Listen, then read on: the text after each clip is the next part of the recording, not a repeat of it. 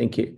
So I would like, first of all, to mention that this presentation is part of my ongoing research on St. Francis Xavier, and especially on its, let's say, reception of sainted and images of St. Francis Xavier in Asia.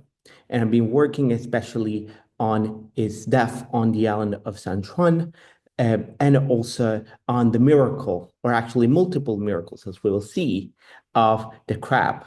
So I would like not only to thank the MoCA, the Museum of Christian Art, for their invitation, but also my colleagues at the University of Zürich, who have been very helpful with their feedback, and all my friends from there who have been also sharing their insights with me.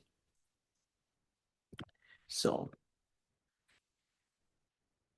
travels in the early modern era were very complex, and especially traveling, maritime travels and traveling by sea was quite complicated, especially for very long journey. St. Francis Xavier, that many of you might be already familiar with, was a Spanish Jesuit co-founder of the Society of Jesus, who was a pioneer missionary, Jesuit missionary, who traveled all the way from Lisbon, where he departed in 1541, reaching then Goa the year after, and then traveling all the way to Japan, and died on the island of San Juan in 1552. His body was then translated from the small island in Guangdong province in China to Goa, where it's still preserved today.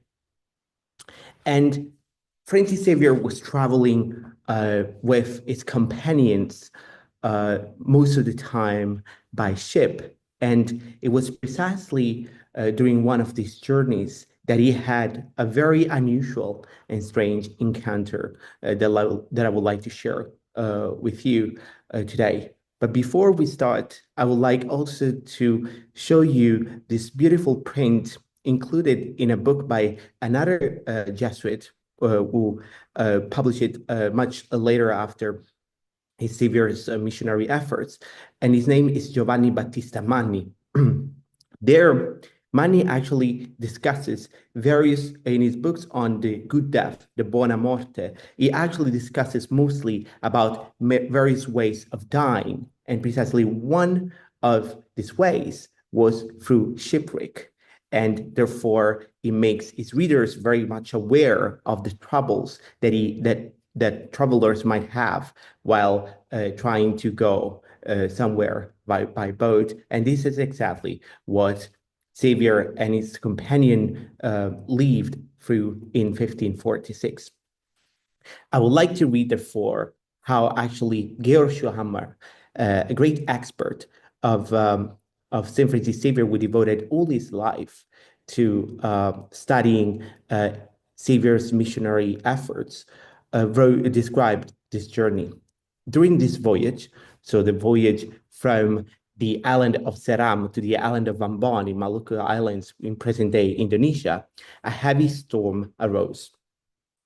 Francis removed the crucifix that hung around his neck, immersed in the ocean, and prayed God to deliver him and his fellow travelers from danger and for the sake of the passion and death of Jesus Christ. While she prayed, the cord from which the crucifix hung broke, and the crucifix disappeared in the waves.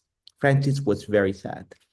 As the storm abated slowly, it was only after 24 hours that they were able to reach the island. So across this crossing from the island of Ambon to the island of Seram, Xavier was particularly sad for the loss of his precious crucifix.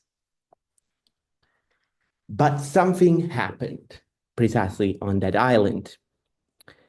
And I quote again, "They had now gone for 10 minutes when they saw a large crab coming out of the foaming surf, holding the lost crucifix in his claws, bringing it to Master Francis.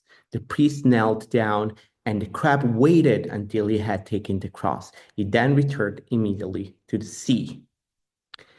The miracle of the crab returning Xavier to Francis Xavier is precious crucifix became then an element that was mentioned over and over in various processes for its canonization. And that was also showed visually in André Reynoso's miracle of the crab that you can see here, painted in 1619 and preserved in the Church of Saint Roch in Lisbon, showing for the beatification of Xavier. This actually shows an iconography that will become quite popular, with Xavier gazing lovingly at the crab holding the crucifix in his claws. This iconography became so popular that actually was shown in various depictions across the world. Another important one, in fact, is shown in a relief panel produced by an anonymous artist in Goa in the 17th century, showing the same scene with several similar details. And this relief panel, now preserved in the Asian Civilization museums, shows precisely the same scene. The miracle of the crab has been questioned by Shuhama himself, who actually mentioned the fact that probably there was a mistake in the archival, in the reading of archival sources, since actually the miracle happened not at 40 leagues away from the shores, as it was later told, but only at 1 league away. Nevertheless, this contributed to Xavier's fama, sanctitatis, and became a symbol of Xavier's missionary efforts in Asia. And it became so important that it was also depicted in a celebratory circle, celebrating precisely all the miracles and the missionary efforts of the saint in the Chiesa del Gesù, the Church of Jesus in Rome. There, Giovanni Andrea Carlone depicted precisely the scene, as you can see here. But here we have quite a different view, since the saint is not gazing at the crab, but is gazing heavenwards, while the crab lovingly brings the crucifix back. But there are still some elements that are similar to the earlier Reynoso's painting, like, for example, the ship, reminding probably of the hagiographic accounts related precisely to the miracle. However, this was only one of the miracles that are related to crabs, later associated with St. Francis Xavier. After Xavier's death in 1552, Jesuit missionaries were able to fulfill Xavier's dream to reach the Chinese Empire and the Ming Empire first, and then the Qing Empire later, and preach the gospel there. And it was precisely in the coast along Guangdong province and Guangxi provinces that actually something quite unusual happened. And that was connected by Jesuit missionaries who were there preaching the gospel to St. Francis Xavier. In 1644, the year in which the Ming dynasty will collapse and then a new dynasty, the Qing dynasty, will emerge, Father Michael Boehm, that has been actually shown in recent scholarship, discussed in his Sinarum Universalis Mappa the appearance of white cross crabs in those regions.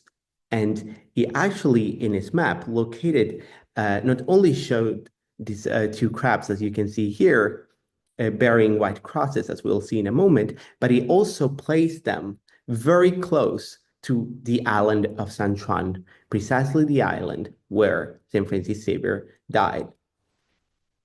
The story of the appearance of these white cross crabs has been narrated in the map by Boehm himself. In 1644, he says, in this Chinese Sea in Guangdong and Guangxi provinces, marine crabs appeared, bearing a bright cross fixed between 2 white flags, as seen in A as you can see here, and the same ones unchanged retain on their red shells the same white color of the Holy Cross and the flags, as you can see in B. This miraculous event was also associated with the conversion of members of the late Ming Dynasty royal family, and therefore Boehm here showed actually how this miraculous appearance was probably also a positive omen for the potential successful of the Ming royal family that unfortunately for him it never happened. Nevertheless, Boehm was particularly interested in this event, and in fact, when he arrived in Rome, he started to share the story of the appearance of those crabs bearing a cross on their backs with various Jesuit missionaries there. One of his acquaintances, Father Donato Campi, wrote then a letter to another Jesuit, sharing precisely what actually Boehm told him. And this story is particularly fascinating because it doesn't involve only Michael Boehm, but also another Jesuit, Francesco Sambiase, who also witnessed precisely this event. And I quote, "During that time, God displayed how much he esteemed such Christian activities with new marvels. Many crabs appeared in the great multitudes all over the sea, nearby those lands. On their shells, there was the figure of a chalice with a cross on it and many flags around the chalice." So quite different from the initial description by Boehm. And they were fished in abundance by everyone. It cannot be said enough how much veneration this event gave to Father Francesco Sambiase among both Gentiles and barbarians.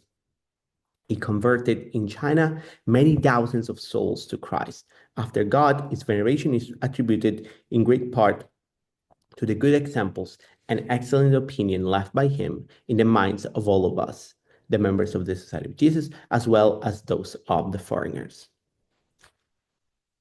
Boehm and Sambiase witnessed this event, and in their mind, they were for sure reminded of actually this miracle performed by St. Francis Xavier. And later prints in the 18th century were particularly showing, like, for example, the one that you can see here, were showing in particular the associations between the figure of St. Francis Xavier and crabs bearing a cross and then two flags on their side. The story was also mentioned by another Jesuit, Athanasius Kircher, with in Mundus Subterraneus. He described actually the power that God had on nature and therefore also on crabs. However, he discusses this in his Mundus Subterraneus, the appearance on river crabs and not sea crabs of crosses. And there it shows precisely different types of crabs, like the one that you can see here, that are, in his opinion, an example of the power that God had unto nature. And therefore, the mercy or the power that God had on nature and on creatures was then visually shown through those crosses. The altar card that is preserved in the Museum of Christian Art and that was earlier preserved in the Basilica of Bon Jesus in Goa is showing precisely this iconography that we already seen actually in Reynoso's painting. The altar card, as you can see here, shows precisely the crab holding the crucifix of Xavier and reminds the viewer immediately about the miracle and these depictions that were traveling from different geographical areas. Moreover, this altar card is particularly important because it is actually part of a series of artifacts that are all related to Xavier, and that even though they are not showing the saint directly, they do show the miracle that was associated with him, and therefore showed also how powerful and visually powerful this miracle was. We can see another example, for example, in the silver cross-shaped reliquary, which actually was produced in the 17th century, now preserved in Coimbra, in Portugal. And this, the relevance of the altar card preserved in the Museum of Christian Art is particularly important if we also associate it with another object that is currently preserved in the Palacio Real de Madrid in Spain.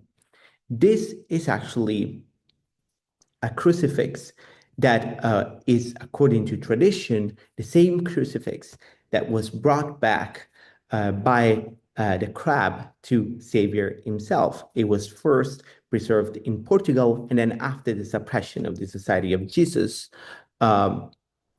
it actually was then brought to Madrid, where it is still preserved today. And as you can see here, not too similarly from the altar card, we can see actually the crab in the bottom part, a golden crab holding the crucifix in his claws.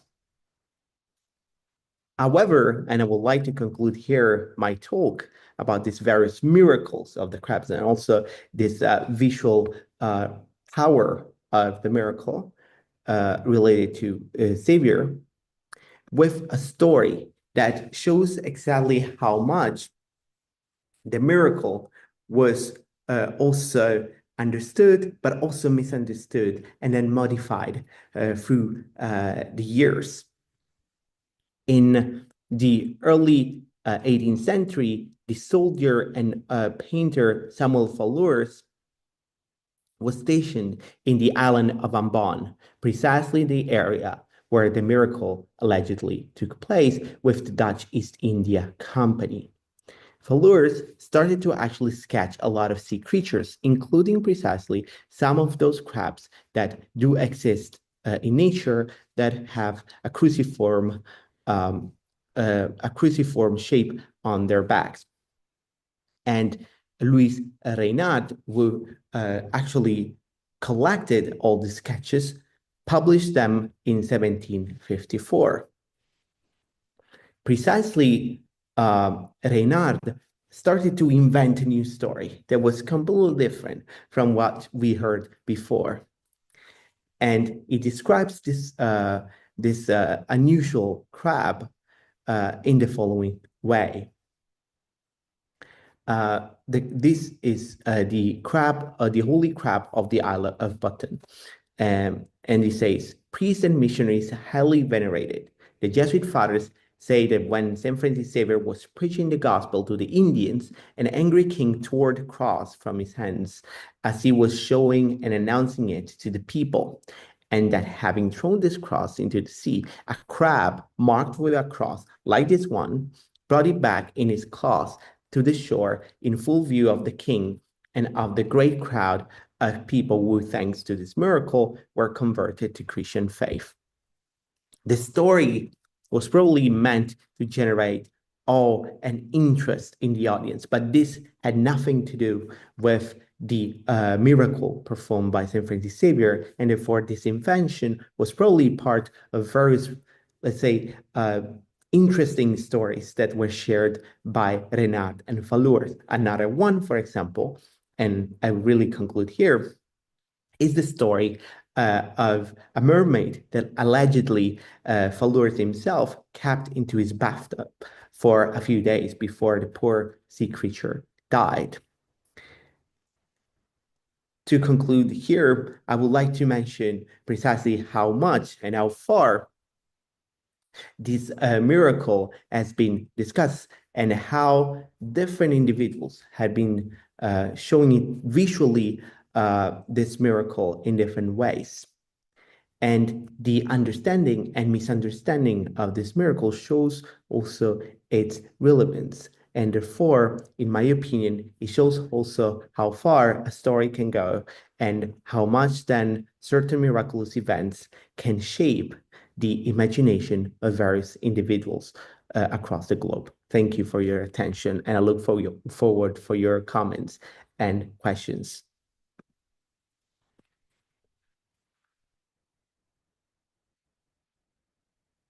Thank you, Dr. Antonio. Well, we'll be taking any questions if there are any. Can drop them in the chat box.